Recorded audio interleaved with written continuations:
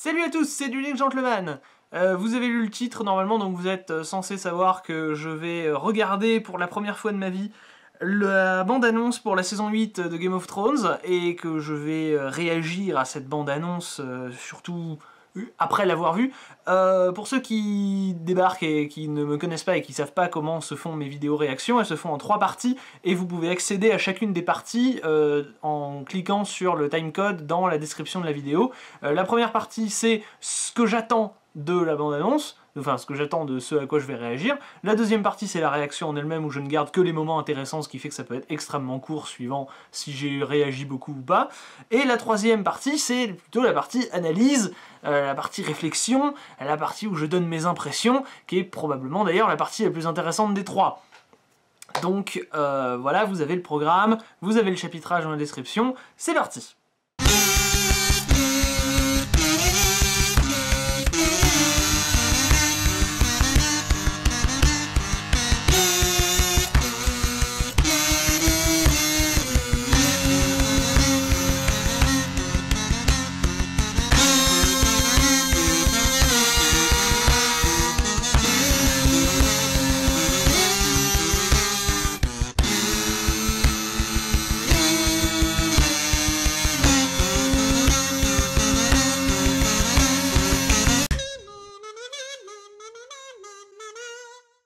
Bon, alors, avant toute chose, avant de regarder cette bande-annonce qui fait 2 minutes, donc qui est relativement courte, enfin courte, pour une bande-annonce 2 minutes c'est bien, mais par rapport à ce à quoi j'ai l'habitude de réagir, c'est quand même relativement court. Donc je vais essayer de pas faire cette partie préliminaire là trop longue. Il y a vraiment un point sur lequel j'ai envie d'insister avant de regarder la bande-annonce, c'est que j'ai envie que cette bande-annonce me redonne espoir en la série Game of Thrones. Pour ceux qui ne connaissent pas cette chaîne, j'ai fait des réactions à tous les épisodes de la saison 6 et tous les épisodes de la saison 7. Il y aura un lien quelque part, probablement soit dans la description, soit en fin de vidéo si ça vous intéresse. Et on peut voir du coup mon appréciation pour la série diminuer au fur et à mesure du temps. Plus ça va, plus ça m'énerve. Parce qu'en fait, la série est passée d'une série politique, intellectuelle un peu, enfin avec des manipulations, des personnages, enfin un gros focus sur les personnages. C'est passé de ça à une série d'action, aventure à gros budget avec plein d'effets spéciaux, du spectaculaire, machin, et puis surtout donc un focus sur l'épique. Ce qui est pas forcément mauvais, mais qui correspond vachement moins à mes goûts quand même, et qui je trouve correspond beaucoup moins à l'univers de Westeros. Donc c'est très dommage. L'excuse que j'arrivais à trouver à la série à chaque fois, c'était que ils avaient qu'un an pour écrire le scénar, pour faire les décors, pour faire tourner les acteurs, machin, tout ça, pour faire le montage et tout. Donc finalement, ce qu'ils arrivaient à faire en un an, c'était pas si mal, surtout que maintenant ils ont plus de matériaux de base sur lequel s'appuyer. Mais maintenant, ils n'ont plus cette excuse-là, parce que l'année dernière, il n'y a pas eu la saison 8 de Game of Thrones, elle a lieu cette année-là, donc ils ont eu 2 ans pour faire quelque chose de correct, et donc je m'attends à ce que la saison 8 soit plus dense en contenu intellectuel que la saison 7. Et a fortiori la saison 6, même si bon, la saison 6 ça allait encore à peu près. C'est à partir de la 7 qu'ils ont commencé vraiment à se débarrasser de tous les personnages à peu près complexes qui pouvaient encore résister. Non, attends, c'est à la fin de la 6 que Ramsay est mort. Ouais, donc déjà à la fin de la 6, ça commençait déjà à pêcher, ouais. Bon, enfin bref. Donc voilà, j'ai envie que HBO me redonne confiance en sa série. J'ai envie de me dire que voilà, là ils vont vraiment se concentrer. Surtout que j'étais pas quand même... L'année dernière, enfin l'année dernière, non, il y a 2 ans, La saison 7, c'est vraiment la saison qui a créé une sorte de scission entre les fans de Game of Thrones. Vous aviez, bon, les fans qui étaient toujours contents de la série, tout ça, mais de plus en plus, il y avait, de l'autre côté du coup, des voix qui s'élevaient pour dire que c'était n'importe quoi, les personnages, ils commençaient à se téléporter sur la map pour faciliter les scénarios, il y avait des personnages qui avaient changé de personnalité complètement pareil, pour accommoder le scénar. Les personnages qui étaient censés être rusés, manipulateurs, comploteurs, tout ça, ils étaient devenus soit la cinquième roue du carrosse, soit ils étaient devenus complètement cons. Donc c'était pas... disons que j'étais... La saison 6, je commençais déjà à tenir ce discours, la saison 7, j'étais plus tout seul. Donc c'était rassurant. J'espère que, du coup, pendant ces 2 ans, les équipes d'HBO se sont remis en question, qu'ils ont commencé à encadrer un peu David Benioff et Daniel Weiss, mais principalement David Benioff, hein, parce qu'apparemment c'est vraiment sa série à lui. Daniel Weiss c'est plutôt un suiveur et c'est vraiment la série de Benioff pour le coup. Donc j'espère qu'ils ont encadré Benioff en lui disant non, ça tu peux pas faire ça, ça il faut que tu sois plus carré.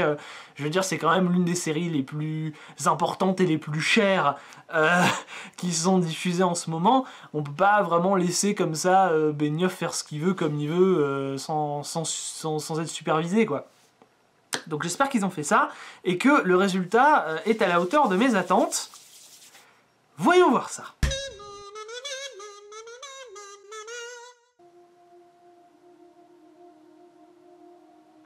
Et le 14 avril, c'est vraiment bientôt. Hein. Ah oui, ils s'en sont sortis, c'est cool. Ouais. Des belles images. Vous voyez vraiment un gros focus sur la guerre, alors.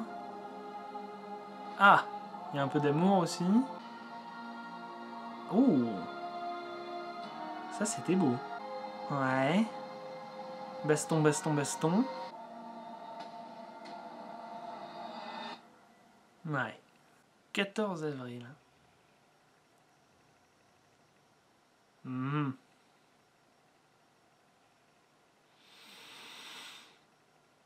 Ouais.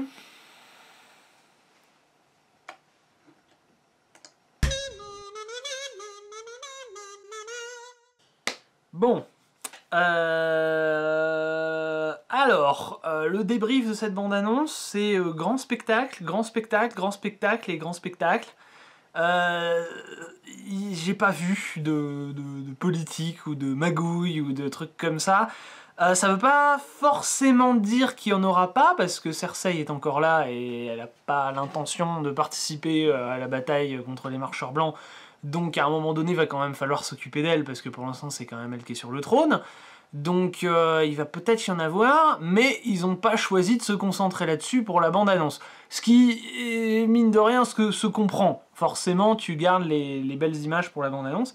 Et il y a des très très belles images dans cette bande-annonce. Là, les 2 dragons qui volent au-dessus d'une forêt enneigée, là, où est-ce que c'est, là, voilà. Qui passent entre 2 montagnes... Donc là, on est clairement plus, c'est clairement pas Winterfell, hein, donc c'est soit ils sont au-delà du mur, soit ils sont n'importe où dans Westeros parce que l'hiver est là. Ça, c'est tout à fait faisable. Donc Jon va chevaucher un dragon évidemment parce qu'ils sont en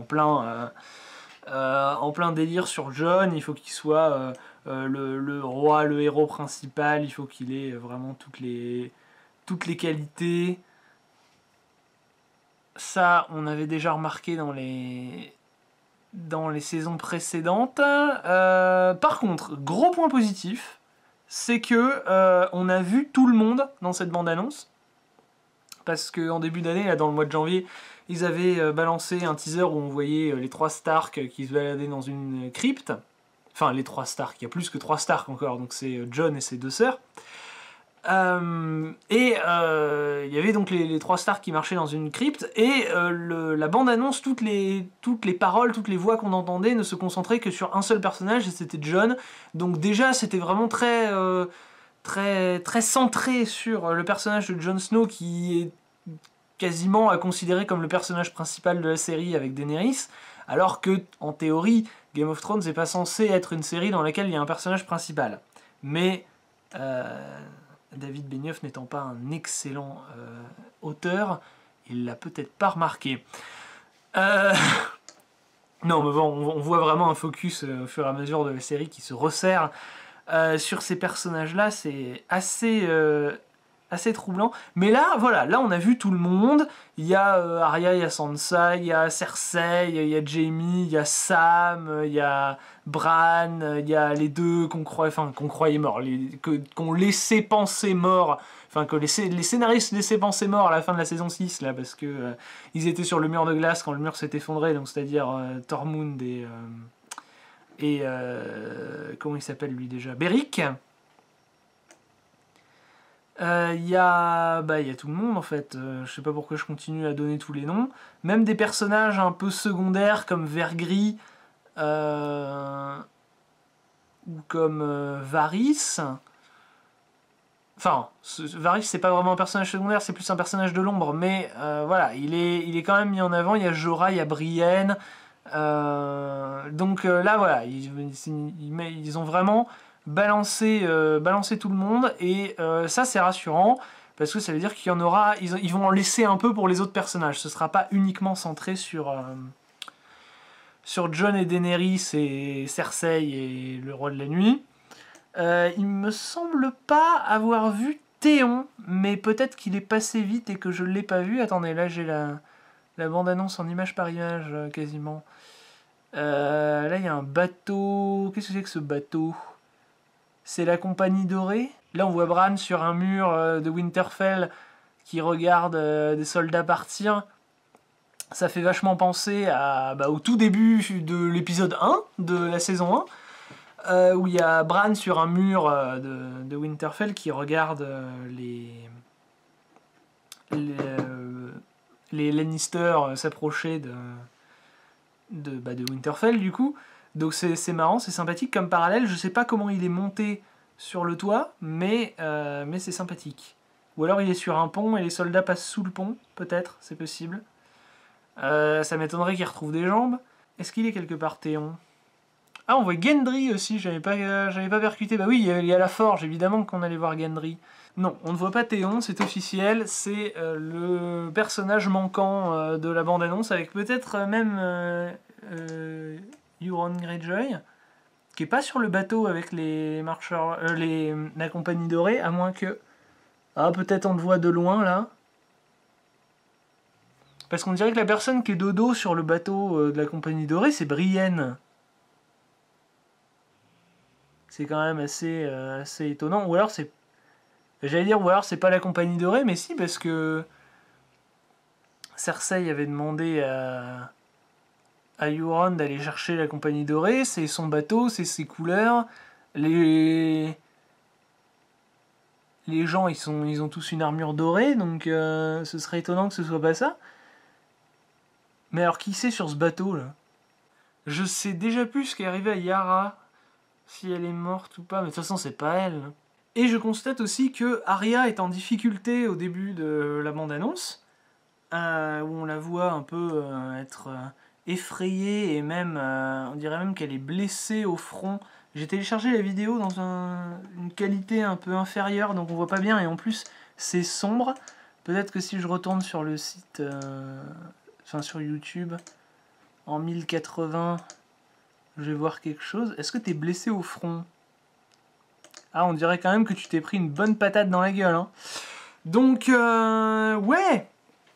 Je sais pas qui met Arya en difficulté comme ça, là, mais ça laisse présager de bonnes choses. Peut-être même qu'elle va crever. J'espère. Elle le mérite. Pour ceux qui seraient scandalisés par par ce que je viens de dire, je vais un peu développer. En fait, tous les personnages dans Game of Thrones ont dû abandonner quelque chose d'important pour gagner un pouvoir au fur et à mesure de la série, sauf Arya. Arya, on l'a menacée de devoir abandonner sa personnalité pour pouvoir devenir une sans visage et tout, mais au final, elle s'est barrée avant la fin de son entraînement, ce qui fait que elle a à la fois les techniques de combat sans visage, mais que en même temps, elle continue d'être Arya, d'avoir son épée aiguille, d'avoir ses émotions, ses souvenirs, ses machins, tout ça. Elle a rien laissé derrière elle, et à part du temps qu'elle a passé sur l'île, là dans la maison avec la porte en noir et blanc, là, à part du temps, elle a rien donné pour obtenir ce pouvoir finalement. Moi j'ai pris quelques coups de bâton dans la gueule aussi, mais c'est quand même minime par rapport à tout le reste du casting. Bran, par exemple, il n'y a plus de jambes. Voilà, ça c'est officiel. Mais du coup, en général, l'univers de Game of Thrones est assez impitoyable sur les personnages comme ça qui essayent d'avoir que les avantages et aucun inconvénient d'une situation donnée. Que finalement, ça finit par les mener à leur perte. Et pour l'instant, la série a l'air de laisser Arya tranquille. J'ai même pas l'impression qu'elle soit pourchassée par Jaqen, alors qu'en théorie elle devrait, puisqu'elle s'est barrée avant la fin de son entraînement et que normalement elle doit vraiment quelque chose à Jaqen et au dieu des 1000 visages, je sais plus exactement comment il s'appelle. C'est bizarre qu'elle soit pas poursuivie pour ça. Comment expliquer ça correctement? Si la série suit ses propres règles jusqu'au bout, normalement, qui sont des règles un peu, comment dire, tacites, elles sont pas écrites comme ça, ou prononcées à voix haute, mais c'est des règles qu'on sent, en fait, qui donnent un peu leur cohérence à l'univers et l'ambiance de la série. Normalement, si cet univers-là suit ses propres règles, Arya devrait être au moins pourchassée par Jaqen et au mieux tuée par lui parce qu'elle a essayé de profiter de la situation et d'avoir tous les avantages et aucun inconvénient. Ce qui peut toujours arriver, par exemple, il peut y avoir la bataille contre les marcheurs blancs, Arya elle gagne, machin, elle tue tous les marcheurs blancs qu'elle peut tuer, elle s'en sort, vivante à la fin du combat, et pendant la deuxième partie de la série qui se concentre sur Cersei, et ben là il y a Jaqen qui débarque et qui lui plante un couteau dans le dos. C'est possible. Ce serait ironique d'ailleurs, ça veut dire que du coup elle a pu utiliser ses techniques de combat là où c'était vraiment le plus important, mais que elle a survécu aux marcheurs blancs, mais elle n'a pas survécu à la série Game of Thrones quand même. Son passé l'a rattrapé, celui qu'elle voulait forcément laisser derrière tout ça et ne plus y penser, et ben c'est lui qui a fini par la mener à sa perte. Ça reste cohérent, acceptable, mais il y a une petite voix dans ma tête qui me dit que les scénaristes seront pas capables, ils ne seront pas capables de tuer Arya parce que c'est vraiment un des personnages préférés des gens globalement des téléspectateurs de Game of Thrones. Donc je sens qu'Arya va réussir à passer entre toutes les gouttes et devenir vraiment le personnage ultime qui n'a rien abandonné et qui a tout gagné. Ça laisserait un peu un goût amer dans la bouche pour tout vous dire, mais je sens que ça va se terminer comme ça quand même. Cela dit, on sait pas, puisque là elle est quand même en difficulté au début de la bande-annonce, donc ils vont peut-être pas l'aménager pour autant. Et bon, après je vais pas analyser tout image par image, il y a des chaînes qui feront ça beaucoup mieux que moi. Et vu que c'est surtout de l'action, quoi, c'est la guerre, ça prépare la guerre, tout le monde prépare la guerre, ils ont tous leurs petites phrases, machin, pour dire qu'ils sont prêts à donner leur vie pour Westeros, machin, bidule truc. Donc il n'y a pas non plus de théorie à échafauder, même sur la base d'une simple image, même si je suis certain qu'il y a des gens qui sont déjà au charbon. Donc on va terminer peut-être par deux choses. L'arc de Cersei, qui du coup, je sais pas trop ce qu'elle fera au début de la série quand tout le monde sera contre les marcheurs blancs, parce qu'elle a clairement pas envie de participer à ce combat. Elle renforce ses troupes pour essayer de garder le trône de fer pour que les survivants, une fois que le roi de la nuit sera mort, les survivants viennent pas lui piquer son trône. Ça m'étonnerait... Alors, il y a peut-être... Ça dépend, en fait, de ce qu'ils vont faire dans la saison 8. Est-ce qu'ils vont faire acte 1, où ça va être, mettons, les 3 ou 4 premiers épisodes sur 6, hein, il y aura que 6 épisodes hein, dans la saison 8, donc les 3 ou 4 premiers épisodes sur 6 où il s'intéresse au Roi de la Nuit, le Roi de la Nuit meurt, fin de l'épisode 3, début de l'épisode 4, ou fin de l'épisode 4, vraiment dernier Kara, et qu'après les 2 derniers épisodes, ça clôt un peu toute l'histoire de Westeros en butant Cersei, ou bien est-ce qu'ils vont essayer de faire les deux scénars en même temps, où vous aurez du coup les marcheurs blancs qui attaqueront Winterfell par le nord et Cersei qui attaquera Winterfell par le sud, et que du coup il faudra par exemple que Sansa s'occupe de défendre Winterfell par le sud en affrontant Cersei, ce qui thématiquement en plus serait quand même assez sympathique. Avec Arya peut-être, puisque Arya a toujours voulu tuer Cersei, elle serait plutôt de ce côté-là du combat. Et puis voilà, au nord vous auriez Jon, Daenerys et compagnie qui essaieraient d'affronter le Roi de la Nuit, et à ce moment-là le Roi de la Nuit meurt à l'épisode 5 et Cersei à l'épisode 6 ou l'inverse, enfin, je sais pas trop. Je sais pas exactement comment ils vont structurer la série, mais il y a moyen, s'ils font vraiment 2 paquets comme ça, qu'ils font un premier arc où ils se concentrent uniquement sur le Roi de la Nuit, et un deuxième arc où ils se concentrent uniquement sur Cersei, la série elle va passer méga vite, quoi. Il n'y aura pas vraiment le temps de développer des intrigues complexes, parce que normalement la bataille contre les marcheurs blancs ça devrait être un véritable carnage, il devrait y avoir plein de morts normalement, hein, pour rendre le truc vraiment mémorable, donc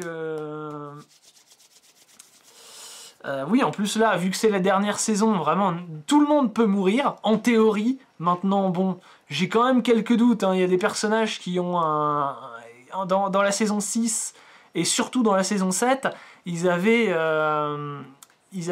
l'armure scénaristique, qui les empêchait quand même de mourir, et c'était tellement flagrant que même des gens qui n'analysaient pas les épisodes comme moi toutes les semaines s'en rendaient compte. Donc peut-être qu'ils ont toujours cette armure scénaristique et que vous comprenez, Kit Harington quand même, il a coûté très cher pour être dans la série, on va pas le faire mourir, de toute façon voilà, c'est lui qu'on veut faire devenir le roi de Westeros, alors voilà. Bon, il y a des personnages qui ont quand même moins de chances de mourir que d'autres. Le suspense sera principalement sur les personnages secondaires, Brienne par exemple, Vergris, je pense qu'il est mort, hein, c'est... Le bisou là, que vous avez vu dans la bande-annonce avec Missandei, c'est le bisou d'adieu, c'est qu'après il part au combat, il meurt, et voilà. Lui il a tout à perdre, donc il va tout perdre, c'est vraiment celui sur lequel il y a écrit le mot décédé sur le front. Si Vergris sort vivant de la saison 8, franchement, je comprendrais plus rien à ce qui se passerait. Je serais étonnamment surpris, mais il y a quand même très peu de chance. Mais voilà, après du coup, comme je le disais, il y a aussi les 2 arcs, donc celui de Théon qui veut sa revanche contre Euron, et celui de la montagne et du limier, qui veulent, enfin c'est surtout le limier qui veut en découdre avec la montagne. Donc je sais pas exactement comment ils vont intégrer ces 2 scénarios-là dans la série. Probablement plutôt en deuxième partie, quand ça se concentrera sur Cersei. Ou alors on aura des petits morceaux de la quête de Théon de temps en temps qui viendra rythmer les premiers épisodes de la série. Mais ouais, je sais pas trop comment ils vont jongler avec tout ça. Il y a que 6 épisodes, mais je viens de me rappeler que du coup, en contrepartie, les épisodes sont plus longs. Ils feront tous plus d'1 heure. Donc il y a moyen quand même de caser pas mal de trucs. Ok. Et tout ça donc sort le 14 avril, c'est-à-dire dans 6 semaines, si je compte bien. 1, 2, 3,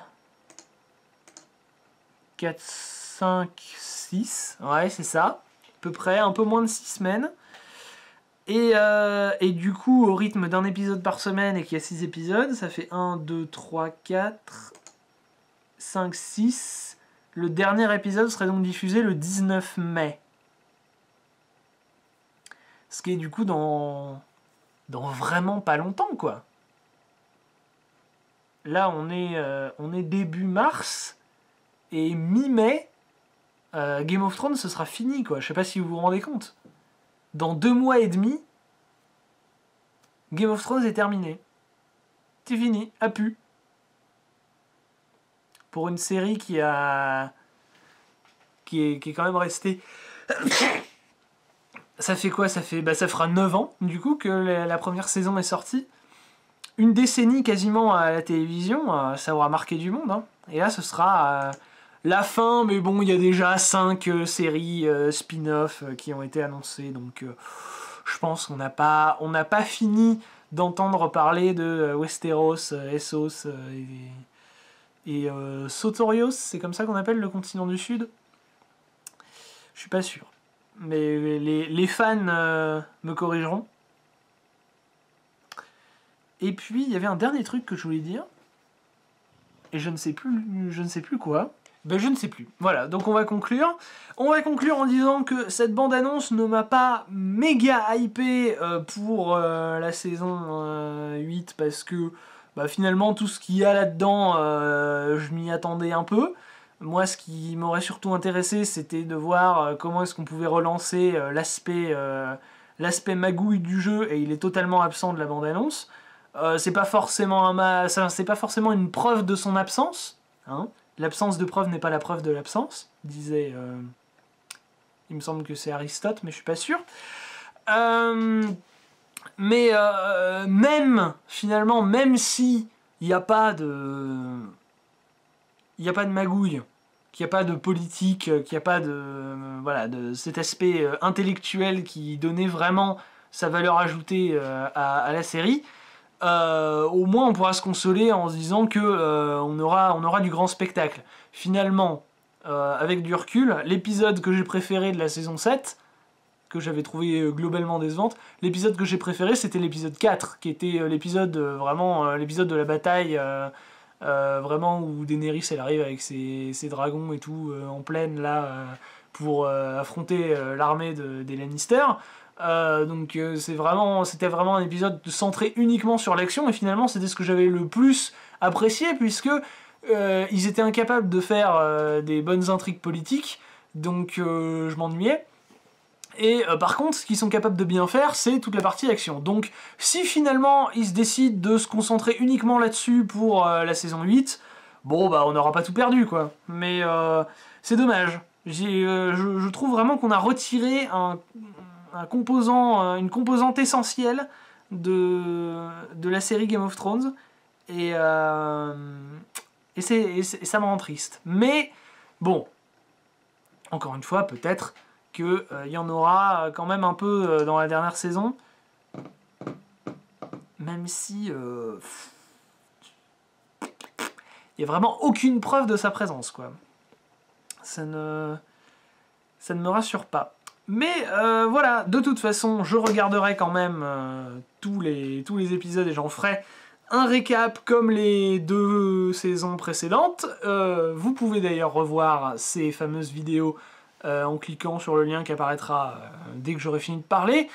À bientôt, donc, si vous souhaitez suivre mes comptes rendus sur cette chaîne.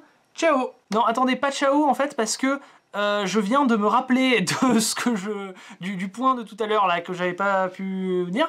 C'était une question, je voulais recueillir votre avis. Déjà, qu'est-ce que vous avez pensé de cette bande-annonce, mais surtout, qui est-ce que vous pensez qui va finir sur le trône de fer à la fin de la série? Si trône de fer il y a encore, parce que peut-être qu'il sera détruit, puisque Daenerys disait qu'elle voulait détruire la roue. Voilà, donc qui est-ce que vous pensez qui sera sur le trône de fer à la fin de la série, qui régnera sur une version quand même un peu meurtrie de Westeros, finalement? Moi, j'aimerais que ce soit Sansa, mais je pense que ça va être Jon quand même, parce que, bon, il a vraiment le traitement d'un personnage principal depuis plus qu'une saison maintenant, donc ouais, ça m'étonnerait vraiment que ça finisse autrement. Jon avec Daenerys à ses côtés, ou l'inverse, hein, Daenerys avec Jon à ses côtés, mais je pense que l'inverse sera... Enfin, que Jon Jon Roi et Daenerys à ses côtés, et puis Sansa qui serait du coup à Winterfell. Je pense que ça va se finir comme ça. Ce serait fort dommage.